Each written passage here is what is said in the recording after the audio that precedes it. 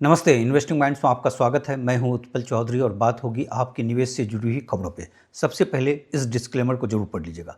कल के बुलेटिन में मैंने ये कहा था कि 50% शेयर बाजार करेंगे, 50% सोना चांदी करेंगे, तो मिक्स्ड रिएक्शन आया था। तो ऐसा होगा कि इसी बुलेटिन में सब कुछ होगा। पहले हम लोग बात कर लेंगे जो भी वर्ल्ड और तमाम चीज़ों पर इस वक्त जो चल रहा है, जो भी बड़ी खबर होगी उस पर। उसके बाद बात करेंगे गोल्ड सिल्वर पे और फिर होगा शेयर बाज़ार पे। तो जो जिस पसंद के होंगे वो उस हिसाब से आ जाइएगा। अगर शेयर बाज़ार पे आपको देखना होगा तो सीधा जो है आखिरी जो 10 मिनट होगा उसमें आप आ जाइएगा, तो वहाँ आपको मिल जाएगा। जिसको सोना चांदी देखना होगा वो शुरुआत में देख कर फिर निकल जाए। और तीसरी बात कि इसी बुलेटिन को फिर हम कट करके जो मेरा जो दूसरा चैनल है फैक्ट लाइन विथ उत्पल, उसमें डाल देते हैं और उसमें सब्जेक्ट वाइज, मसलन कि अगर हमने 4 सब्जेक्ट चुना तो चारों सब्जेक्ट का फिर वो चंक काट काट कर उसमें अलग से डाल देते हैं। तो अगर आपको उस तरीके से भी देखना है तो वो चैनल को भी आप लाइक करके जो है सब्सक्राइब कर लीजिएगा। इसको मत दीजिएगा इसे, तो उसको करके फिर उसमें आप देख सकते हैं। तो आज खबरें काफ़ी है। तो सबसे पहले हम लोग बात करेंगे कि ट्रंप को लेकर कि डील जो है अभी भी अधर में लटका हुआ है। वहाँ जो है ट्रंप झूठ पे झूठ बोल रहे हैं। कल उन्होंने बोला था कि हमारा जो डेलीगेशन है वो इस्लामाबाद के लिए निकल रहा है, अभी तक निकले नहीं है। जेडी वेंस वहीं बैठे हुए हैं। दूसरी बात कि ईरान की तरफ से कोई अभी तक हरी झंडी नहीं है, क्योंकि ईरान ने कहा है कि ये जो टेबल ऑफ नेगोशिएशन नहीं है, टेबल ऑफ सरेंडर है, तो हम कर नहीं सकते। क्योंकि हमें, और ये कह रहे हैं कि हम जो इनके साथ जो न्यूक्लियर डील कर रहे हैं, जो 2015 में जो डील हुआ था उससे बेहतर डील है। स्टेट ऑफ हॉर्मुज को लेकर मामला अटका हुआ है। ईरान के एक शिप पे मरीन जो है सैनिकों को उतार कर जो है हेलीकॉप्टर से उसको कब्जा कर लिया गया है। तो स्थिति जो है वहाँ उसी तरीके से विकट है। उसने फायरिंग किया था, इसने कब्जा किया। ये 2 हो गए, लेकिन उसके बावजूद भी स्टेट ऑफ हॉर्मुज से 10 शिप कल निकला है। तो कुल मिलाकर स्थिति जस की तस है। कहानी यही है कि हॉर्मुज पे किसका कब्जा होगा। हॉर्मुज जो पहले खुला हुआ था, जिसको कोई नहीं पूछ रहा था, उसके बाद से इसका इकॉनमी जो सिचुएशन है वो रिफ्लेक्ट होने लगा। और यहाँ पे जैसे टोल वाली जो बात है कि 18 करोड़ रुपये आप एक टोल का लेते हैं, एक टैंकर का लेते हैं, और अगर इसे 100 टैंकर निकल जाए तो आप सोच सकते हैं कि कितना अमाउंट आपको आ जाएगा, कि 1800 करोड़ के आसपास का हो जाएगा एक दिन में। तो ये इस पे जो है अमेरिका भी नज़र है और ईरान भी इसको टेस्ट कर लिया है। और दूसरी बात कि इस चीज़ से जो है पूरा पेट्रो डॉलर सिस्टम हिल रहा है, क्योंकि एक तो वो जो शिप को पास कर रहे हैं वो युआन में पेमेंट हो रहा है, डॉलर पे नहीं हो रहा है। दूसरी बात कि डॉलर का क्राइसिस देखा जा रहा है यहाँ पे पूरे। देखिए, ऐसा था कि दुबई जो था वो हब था। दुबई में डॉलर आता था, एक तो तेल बेचा जाता था उससे डॉलर आता था, दूसरा टूरिज़्म था, तीसरा फाइनेंस कंपनी थी। तो तेल अब उस तरीके से तो हो नहीं रहा है, तो वो डॉलर आना कम हो गया। दूसरा जो है फाइनेंस जो है वो फाइनेंस कंपनियां जो है निकालने लगी जब ये सिचुएशन देखा। टूरिज़्म बिल्कुल नहीं है, और वही डॉलर जो है दुबई से फिर चारों तरफ डिस्ट्रीब्यूट होता था, तो वो चीज़ होने लगा, नहीं हो रहा है। अब यूएई ने कहा है कि हमें डॉलर दो, अगर डॉलर नहीं मिलेगा हमें तो हम जो है वो अपना जो तेल बेच रहे हैं उसको युआन में बेचने लगेंगे, चाइना के करेंसी में, या फिर किसी दूसरी करेंसी में बेचने लगेंगे, लोकल करेंसी में बेचने लगेंगे। तो जो पेट्रो डॉलर सिस्टम जो है वो जिस तरीके से पहले ईरान की तरफ से जो शुरुआत किया गया था वो हिला, दूसरा यूएई की तरफ से जो कहा जा रहा है वो, प्लस डॉलर मिल नहीं रहा है। अब डॉलर क्या होगा कि डॉलर अगर ये फेड से मांग सकते हैं, जब फेड से मांगेंगे तो मार्केट को लगेगा कि डॉलर का क्राइसिस है, और डॉलर का क्राइसिस है तो उससे क्या होगा कि तेज पैसे निकालने लगेंगे, तो वो सिस्टम कोलैप्स कर जाएगा। तो पूरी तरीके से हेवी दबाव पड़ा हुआ है इस समय डॉलर को लेकर, और पेट्रो डॉलर वो हिल रहा है। मतलब अमेरिका कमज़ोर, अमेरिका जो बचा हुआ है, या अमेरिका की जो दादागिरी चलती, जो सैंक्शन चलता है, जो तमाम चीज़ चलता है, उसमें पेट्रो डॉलर का सबसे बड़ा रोल है, और वो सिस्टम हिलता हुआ दिख रहा है। देखिए, कुल मिलाकर तेल अगर महंगा हुआ तो डॉलर महंगा होगा, और अगर तेल का फ्लो कम हो गया तो डॉलर का सप्लाई कम हो गया। तो जो है डॉलर स्क्वीज वाली जो बात है वो यहाँ होने लगा है। जो 1997 में जो देखा गया था कि दुबई पूरी तरीके से डॉलर सिस्टम हिला था और कोलैप्स कर गया था, तो वो कंडीशन यहाँ अभी रिफ्लेक्ट होने लगा है।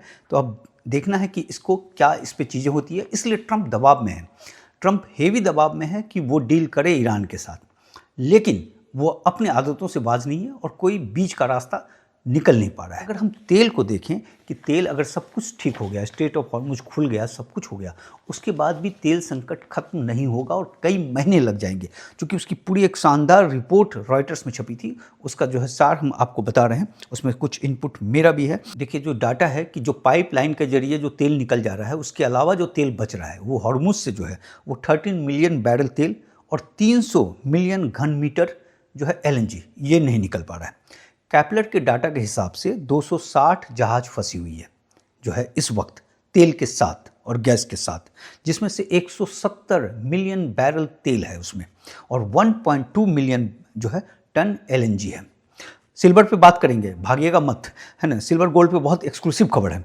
और ये जहाज जब निकलेंगे तो जो गल्फ ऑफ ओमान पे 300 खाली टैंकर खड़े हैं वो जाएंगे, एंटर करेंगे। अब ये है कि वहाँ से जो निकल नहीं पा रहा है और प्रोडक्शन जो है फुल हो चुका है। 20 दिन का एवरेज जो है सबका, अगर पूरे कंट्री का मिला दिया जाए तो 20 दिन का तेल है वहाँ पे। और 20 दिन का तेल के बाद जो नया प्रोडक्शन होगा और जो पाइपलाइन से निकल रहा है थोड़ा बहुत वो निकल रहा है, जो दूसरा जो फुल प्रोडक्शन जब होगा, जब ये 20 दिन का तेल निकल जाएगा तब हो सकता है। तो 20 दिन के तेल के लिए पहले उस शिप को निकलना होगा, फिर दूसरे शिप को जाना पड़ेगा। और जो शिप जो निकलता है, जैसे कि भारत अगर पहुंचता है तो 20 दिन लग जाते हैं, और अगर जापान वगैरह पहुंचता है तो जो है 40 दिन के आसपास लग जाता है। और इस समय सारा शिप जो है वो अमेरिका की तरफ भी बढ़ता हुआ देखा जा रहा है इस 300 टैंकर के अलावा। तो जो है बाकी शिप जो है, और वहाँ से लाने में तेल में भारत में ही सिर्फ 40 दिन लग जाता है, बाकी जगह उस हिसाब से अलग अलग दिन लगता है। तो वो फंसा हुआ है। तो यानी टैंकर जब ये हो जाएगा तो ये 300 टैंकर भरेंगे, 300 टैंकर के बाद बाकी टैंकर को आने में समय लगेगा, अगर अभी के डेट में खुल जाए तो तेल का सप्लाई उस तरीके से पूरा नहीं हो पाएगा। और इसमें एक चीज़ देखा गया है कि जो तेल अगर खुल भी गया तो पूरी तरीके से बहाल होने में 3 महीने का समय लग जाएगा। मतलब उसमें भी 100% नहीं होगा 3 महीने में, चूँकि IEA के हिसाब से कि 50% काम जो है वो 2 हफ्ता में शुरू हो जाएगा अगर आज खुल गया तो, और 30% काम जो है वो 6 वीक्स में होगा। लेकिन जो 20% काम है उसमें कई महीने लग जाएंगे, उसमें मतलब 5-6 महीने भी लग सकते हैं, ये उनके हिसाब से है। और कतर का जो रास लफान LNG जिससे निकलता है दुनिया का सबसे ज़्यादा, उसका जो टोटल प्रोडक्शन वो दुनिया को 20% देता है, उसका जो 17% है वो इफेक्टेड हो गया है। तो उसको चालू होने में कई महीने लग जाएंगे। कई कुओं का नुकसान हुआ है तो नए कुएं खोदने में 1-1 साल लग जाएंगे। तेल संकट बना रहेगा तो पेट्रो डॉलर क्राइसिस, ये तमाम चीज़ बना रहेगा, और ये सब चीज़ गोल्ड को सपोर्ट करेगा। देखिए डॉलर का डोमिनेंस इससे कम होगा। डॉलर के डोमिनेंस को कम हो रहा है अगर, तो उसके लिए जो सेंट्रल बैंक जो बाइंग कर रहा था गोल्ड का, जिसमें थोड़ा सा रफ्तार कम हुआ था, उसमें तेज़ी आ जाएगा। जो स्विस बैंक की जो रिपोर्ट थी कि किस तरीके से 950 मैट्रिक टन गोल्ड खरीदा जा सकता है इस साल में, जो पहले आ रहा था कि 830 मैट्रिक टन के आसपास खरीदा जाएगा, तो ये चीज़ को वो जीरो इन करते हुए उस पर एक बढ़ोतरी देखी जा रही है। तो ये चीज़ गोल्ड और सिल्वर के लिए मजबूत रहेगा। गोल्ड से हम लोग सिल्वर के बारे में बात कर लेते हैं, फिर गोल्ड के बारे में बात करेंगे। सिल्वर का जो रेट बंद हुआ था चाइना में वो 90.54 पे बंद हुआ था, जबकि इधर 80.08 पे बंद हुआ था। तो यानी $10 महंगा था चाइना में।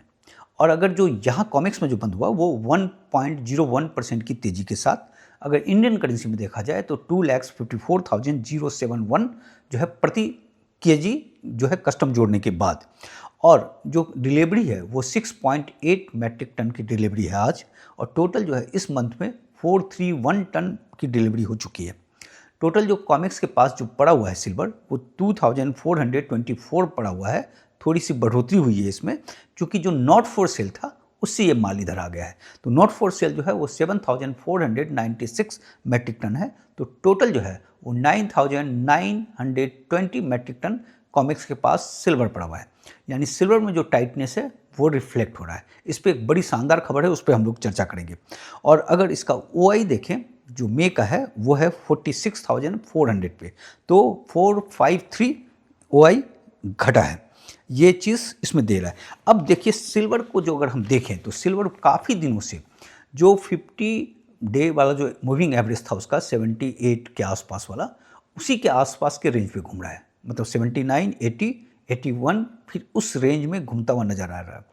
तो इसमें जो देखा जा रहा है, जो डिलीवरी है, जो तमाम चीज़ है, वो इसमें सिर्फ 5 बैंक एक्टिव देख रहे हैं।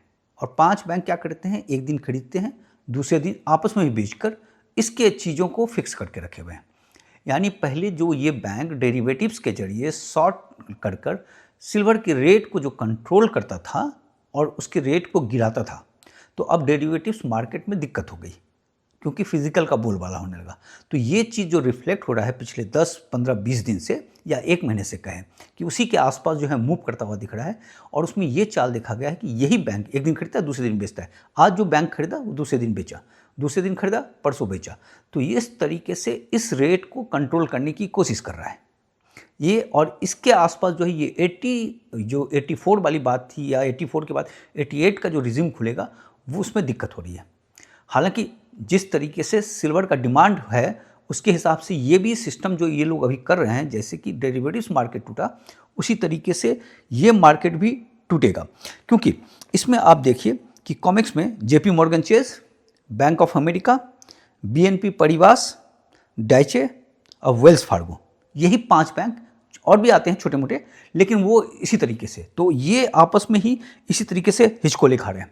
अब सिंगल डे का डिलीवरी देखिए, एक बार जो है 89 टन का हुआ था, एक बार 57 टन का हुआ था, एक बार 75 टन का हुआ था, लेकिन रेट में उस तरीके से इजाफा नहीं हुआ क्योंकि इतना बड़ा जो डिलीवरी हुआ तो रेट को बहुत तेज भाग जाना चाहिए था।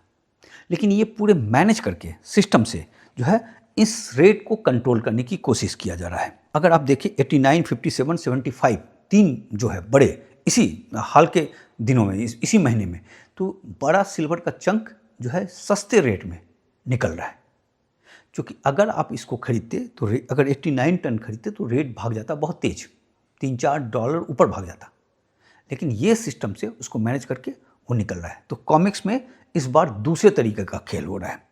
और दूसरी बात की जो सप्लाई जो है वो फेक दिखाया जा रहा है तमाम तरीके से। चूँकि ये चीज़ बताया गया कि सोलर पैनल पे इस बार कम हो जाएगा। जो सिल्वर इंस्टीट्यूट पे भी सवाल उठ रहा है कि उसका जो रिपोर्ट आ रहा है और वो जो दिखा रहा है कि 1414 मैट्रिक टन का डेफिसिट होगा, जो चीज़ें उभर कर सामने आ रही है उसमें ऐसा लग रहा है कि सिल्वर का डेफिसिट ज़्यादा होगा। और जो ये बता रहे हैं कि सोलर पैनल में सिल्वर का डिमांड कम है, इस बार कम होगा, जिसके कारण जो है डेफिसिट उतना नहीं रहेगा।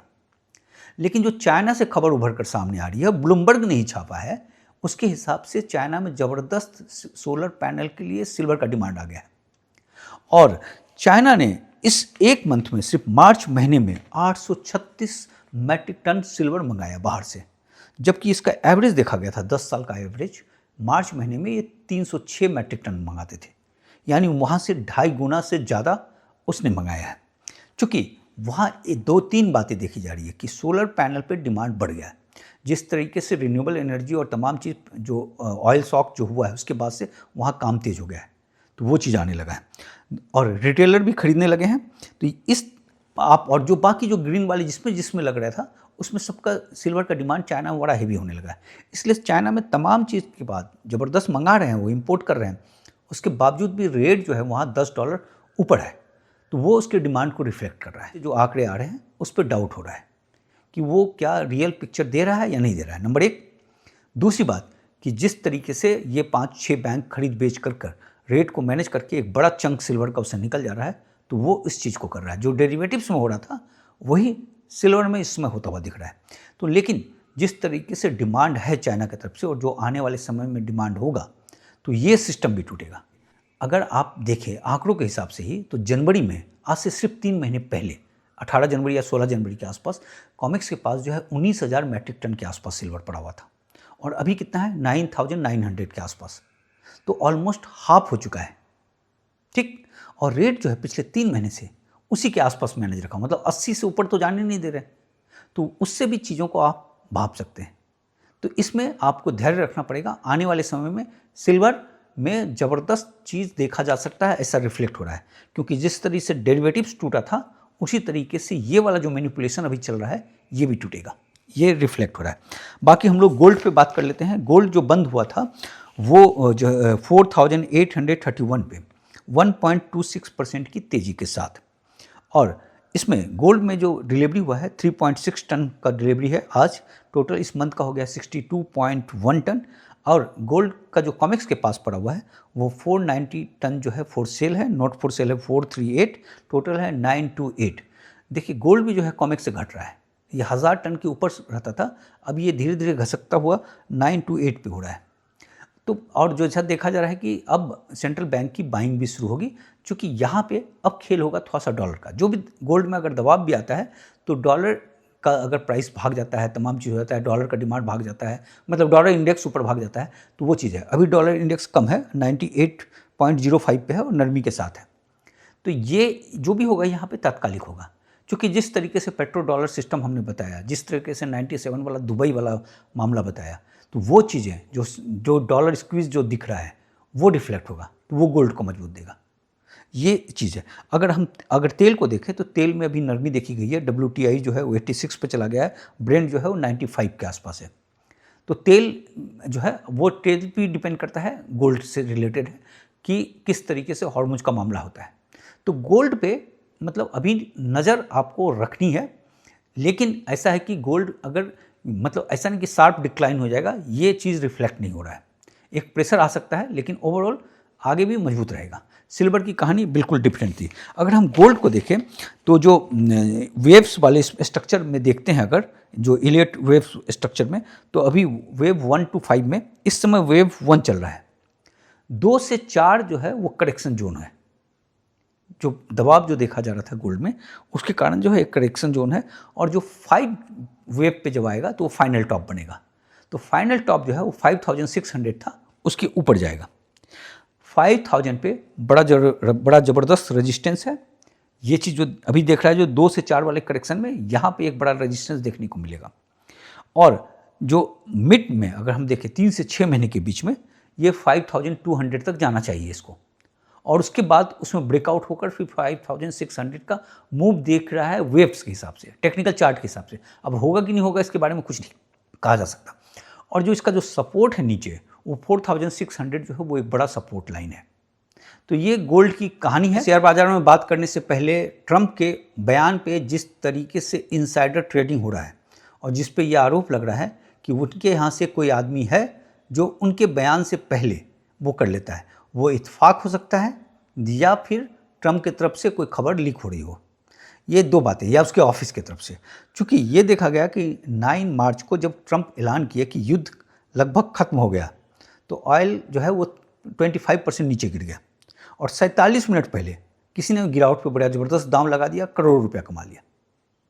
फिर 23 मार्च को शांति की खबर बताई, और ट्रंप ने समस्या का समाधान बताया, और ऑयल जो है वो 11% गिर गया, और 14 मिनट पहले भारी ट्रेडिंग हो गई।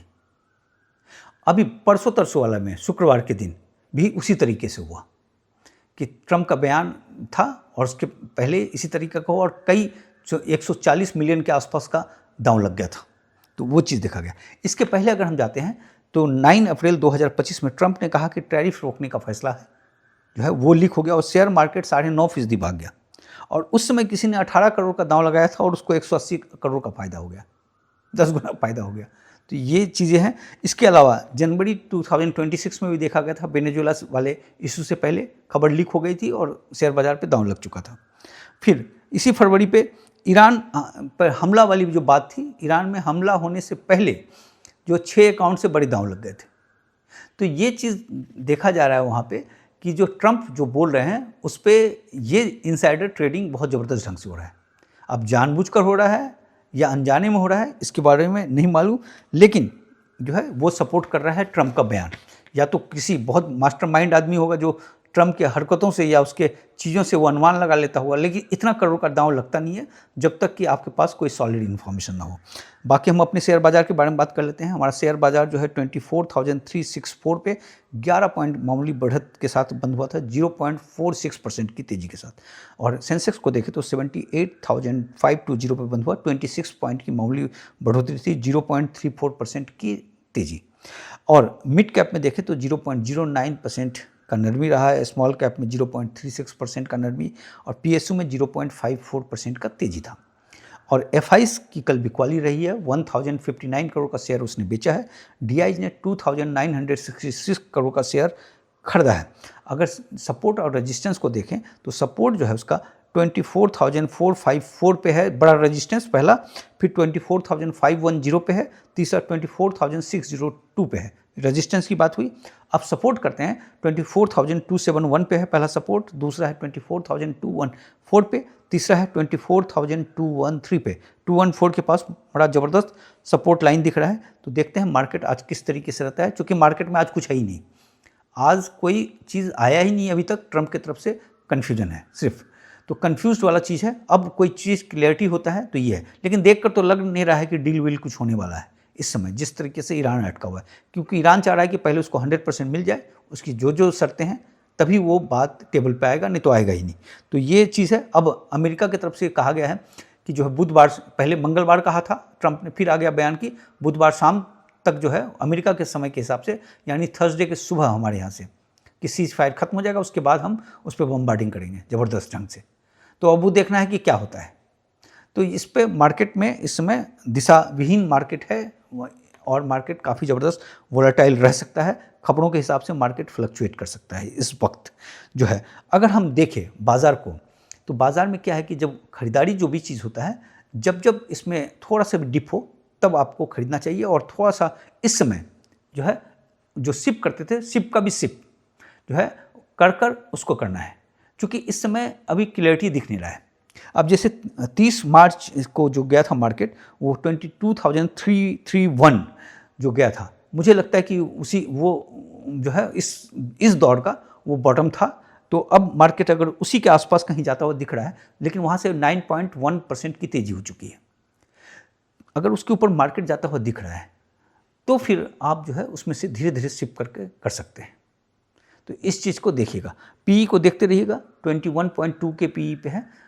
पीई अगर 20.5 के नीचे जाए तो जो सिप, जैसे अब मान लीजिए कि एक सिप आपने लिया, एक सिप को आपने 5 टुकड़ों में बांट दिया, अगर 21 के आसपास है, 5 टुकड़ों में से एक टुकड़ा लगाया, ऐसे हुआ।